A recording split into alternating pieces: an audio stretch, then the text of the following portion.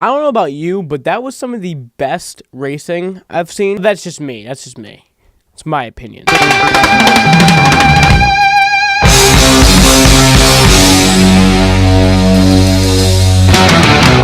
Hey, what's up guys, it's Sammy. How are you guys doing today? We're having a fantastic day today. We got to talk about the amazing race at the ROVAL. The ROVAL was a new track that the Charlotte Motor Speedway added this year.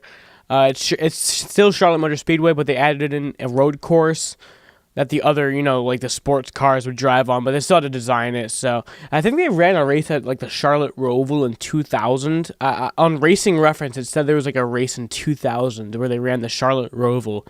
That's weird because the Charlotte ROVAL didn't even exist until like this year. They have a lot of news to talk about. First, today they just announced that the 2019 rules package will be announced, that they will be doing a similar all-star race package that we saw this year. I always see a lot of people whining about it, but like in my opinion, the all-star race was pretty good. Even though Kevin Harvick won, it was still a pretty good race. I think it'll be good. I mean, I'm not gonna judge or do anything yet, but I'm gonna give it a shot. I mean, Atlanta will be the second race of the season. We'll be able to see how that's really gonna go. There will not be restrictor plates at Talladega or Daytona. Besides the Daytona 500, there will be. I'm gonna give it a chance. If it's bad, then oh well. 2020 is like the season, like the transition kind of season. 2021. That's when we can get like the Gen 7 car, I think. But I'm not sure. I don't really know how all this stuff works about all the technology and like the tapered space. I don't even know what that is. Like I don't know like what the spoiler does. I'm not that smart with all that stuff, but I just know that people are complaining about it, but I know that the All-Star race was good. So if it's going to be similar to the All-Star race, then hey, I'm down. They said it's pretty split in the middle with what this year's was, what like the racing this year was, and the All-Star race this year. So I'm not against it. I'm gonna give it a shot. If it's bad, then oh well. If it's good, then that's awesome. But I see people talking about how they're gonna like stop watching NASCAR with this new rules change, which you're not. If you made it this far, if you watch NASCAR for this long, you're gonna continue watching, and you're gonna hate it. Yeah, you're gonna hate a few races. You're gonna whine about it, but it's just the race is gonna be over. There's gonna be some good races. You're gonna be thankful. You're gonna be like, oh, I love this package. It's gonna be like Atlanta, and you're gonna be like, what a race. And then Vegas is gonna happen, and then it's gonna be like, oh, that sucked. And then the rest of the season's gonna suck. So, I just don't like all the complaining. I just gave it a shot. I mean, the All-Star race was good, so you got to give it a shot. The news: the practicing and qualifying for the ROVAL was really, really intense. There's a lot of crashes that happened. Definitely in that chicane part, coming into NASCAR turn 3. It's like turn 16, I believe. Turn 15, 13. I don't know. Turn 14, I believe, actually. There was a lot of crashes coming out of the chicane into turn 14 where this big wall was coming out. And then they moved it back, which I don't really like because that would have caused for more crashes. And I'm one who actually does really like crashes. I think it brings a lot of excitement to the sport. Crashes don't make the race, but it makes it exciting.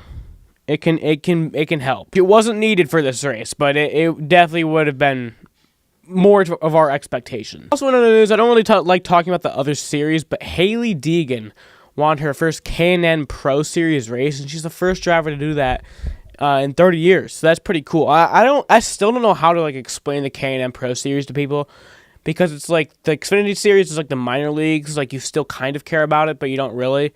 The K&N Pro Series, like you just don't care like at all, and that's like you're the mom of a driver. You just don't care. I guess it's the best way to explain it. I guess I call it like the AA of NASCAR.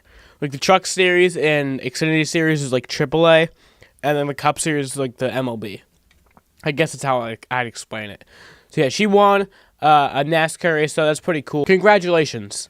I'm excited to see what she can do in the future in her career. Now let's get into the race rundown. Kurt Busch started this race on pole. He did pretty good in qualifying, started on pole. And Hemrick also started pretty close to the front. AJ Allmendinger, Alex Bowman, that was pretty cool to see them all up front near the beginning of the race. They all quickly dropped back. Daniel Hemrick was behind the top 20 pretty quickly. I think next year he'll do pretty good. Larson dominated the early part of the race. He won stage 1. The stage endings actually happened like they did at Watkins Glen and Sonoma, where people would pit a few laps before the stage end so they could get ahead of the strategy. We saw that again at the ROVAL. It was pretty cool. I just would kind of wish that the stages didn't have cautions really at the road courses. I mean, I don't want the stages to have cautions anyway, but just at the road courses, definitely. Like, if you're going to have the stages, don't have the cautions, and definitely not at the road courses. Then Ryan Blaney led a lot of stage 2, and he ended up winning the second stage. Austin Dillon ran into a lot of trouble at the ROVAL. He hit the wall in the final stage, and then he ended up hitting the wall again, and that's when his day ended. He was quickly put back to the back and didn't even advance on to the next round of the chase. It really sucks, but I didn't expect him. I didn't have him moving on. And then after Austin Dillon's caution, we had talk of a fuel mileage race because it was 40, 43. I'm not sure how many laps to go exactly, but we all knew that we couldn't make it to the end on fuel. So that was going to open up a fuel mileage picture. 40 laps to go. We saw Kyle Larson and Brad Keselowski beating and banging, racing really hard. It was pretty entertaining. They were both pushing it, so I guess it was a good thing that the caution came up for them, but also maybe not a good thing. Truex was saving fuel, and then Stenhouse, with 9 laps to go, Stenhouse slammed in the heartburn turn 1 of the road course, and that brought out a caution. They would get back, a few people would pit, there'd be pit stops, and then they'd have a restart. Coming into the heartburn turn, Brad Keselowski, one of the dominant cars of a lot of the race, and then he would overdrive the turn hard into turn 1, slam right into the wall. A bunch of other drivers were coming with them. Kyle Larson, Kyle Busch, William Byron, Daniel Hemrick was involved. Paul Menard was involved in the wreck. It was pretty bad, but it was exciting. It ended up putting out a red flag for about 10 minutes, and then they would go back green. There was a restart with like 4 laps to go. Caused a lot of good racing. Jimmy Johnson and Martin Truex Jr. were racing hard. Now, you guys know I don't like Martin Truex Jr., and I don't like Johnson either, but when Johnson was up there, Johnson's like my number 3 on my hated list. And Martin Truex Jr. is like tied for number 1 with Kevin Harvick. So when I saw this, I was really rooting for Jimmy Johnson, which is never has happened before. That's like the one time that I was ever rooting for Jimmy Johnson. And there was good racing with like 2 laps to go. Jimmy Johnson was up there with Martin Truex Jr. It looked like it was anybody's race. It looked like it could be a photo finish till they came into the final chicane with the final lap, maybe 5 seconds left in the race. Jimmy Johnson locked up his brakes, spun around. He was perfect in the angle to where he spun backwards into Martin Truex Jr., causing Martin Truex Jr. to then wreck. They both wrecked. Johnson had to stop or else he'd get a penalty. And then Ryan Blaney was able to pass Jimmy Johnson for the win, which is pretty awesome. Ryan Blaney, nobody expected Ryan Blaney would win. Now, I would say that was his only lap led all day, but he led a lot of laps in Stage 2 just because of fuel strategy, and he actually won Stage 2. But other than that, that was like his only lap he led all day. I really did not think Ryan Blaney would win this race. So that's pretty cool to see Ryan Blaney. Like, if you told me coming into the round 1 that Ryan Blaney would advance on a win, I would not have believed you. I would have believed maybe he'd advance on points, but I probably wouldn't even believe that. So the fact that you told me that he'd advance on a win, I mean, that's insane. Nobody expected that. I didn't expect that. I don't really think anybody expected that. So now we have the round of 12 coming up next. Kyle Busch, Kevin Harvick, Martin Truex Jr., Brad Keselowski, Clint Bowyer, Joey Logano, Kurt Busch, Ryan Blaney, Chase Elliott, Kyle Larson, Aric Almirola, and Alex Bowman.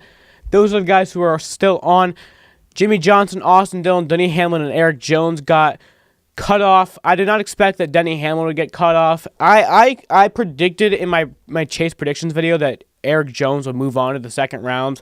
I wasn't positive with that pick. I thought, maybe he would not advance on, maybe he would. I mean, he got on with the win at Daytona. That's how he got into the chase. I mean, I think he would have pointed his way in anyway, but I mean, he still, that was what locked him into the chase, was his win at Daytona. Johnson barely missed out on making it in. With his spin out, he finished 8th. He needed to finish 7th to make it in. Kyle Larson actually barely made it in because Jeffrey Earnhardt stopped on the track and waited for Kyle Larson to pass by, which I'm really not sure why he did that. I'm not mad because Kyle Larson was my prediction for the championship, and if he didn't do that, he would not be in contention anymore. So I'm glad that Jeffrey Earnhardt stopped and let Kyle Larson by. I think it was a good move, honestly, because Kyle Larson's running for a championship.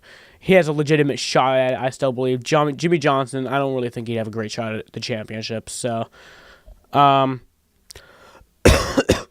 and then Jeffrey Earnhardt would just be racing for like a 27th place finish. I agree with that call for him to just stop there and wait so a guy really racing for a championship could still run for it. I agree with that call. Props to him. Alex Bowman, he was a guy that I predicted to be out on the first round, so I'm surprised that he's still in there. But I mean, Vegas was a big crapshoot, and then Richmond just wasn't any better for people who needed it for it to be better, and then the ROVAL was just obviously horrific.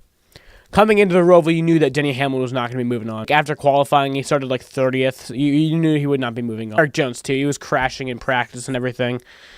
So it was really just people racing for that 13th and 14th, just not be there because we already knew that Denny Hamlin and Eric Jones would not be moving on. Eric Almirola, he was a guy that I predicted to be out in the first round. I'm surprised that he's still in there, but he's a great driver, so, you know. He got into a few issues, a few mishaps, but he still made it in. Chase Elliott, I kind of predicted Chase Elliott would be able to move on, so that's cool. But yeah, guys, this is going to be the end of this episode. If you guys like this video, please leave a like on it. If you dislike this video, please leave a dislike and a hey comment telling me exactly what I did wrong. Be sure to subscribe and turn notifications. As always, goodbye, bunny rabbits.